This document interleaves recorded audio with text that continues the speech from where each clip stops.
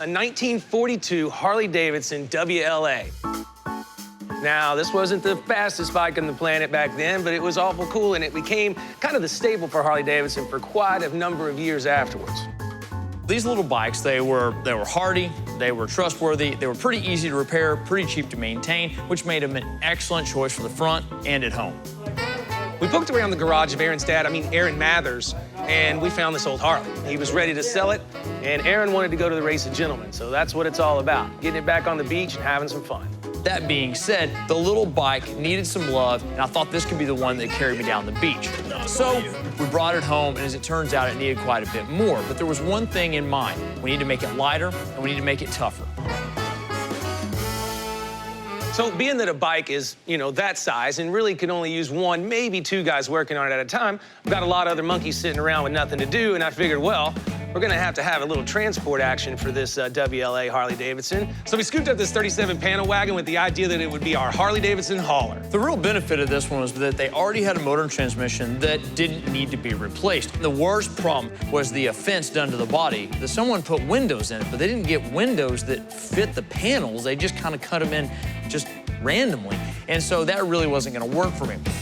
The other obvious thing was the entire truck was primered, and primer's not a paint. It's definitely not a paint job. My paint's too good. Part of the idea was I wanted something that was kind of indicative of what we might have had as a shop truck, and it had a hard 10 years, a hard 12 years or so. That's the reason for the fauxing, the patina, so I wanted to have a beat-down old shop truck. A panel van would typically be your shop vehicle, so obviously you want to put the big gas monkey on the side of it, let everyone know who you are. But, it's also still just a panel van, so you can't dump a whole bunch of money into it because, let's be honest, there's not any $100,000 panel vans out there, or not very many. When it came to putting interior in our 37-panel delivery, we got with LeBaron and Bonnie, and we actually got some appropriate late 30s, early 40s material, the headliner, the carpet, and the seat material, so everything appeared as appropriate as we could make it.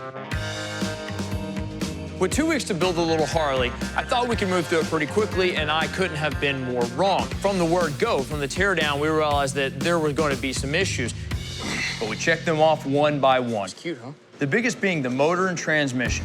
I didn't expect it, but the frame needed to be painted. Of course, wheels and tires needed an update, and then a new seat and handlebars all along the way, trying to strip weight off the bike. But one thing I kind of hadn't planned on was having major problems inside of the motor. I really just kind of thought this might be like a lot of our cars that really just need some attention, would fire back up. I was sadly very mistaken.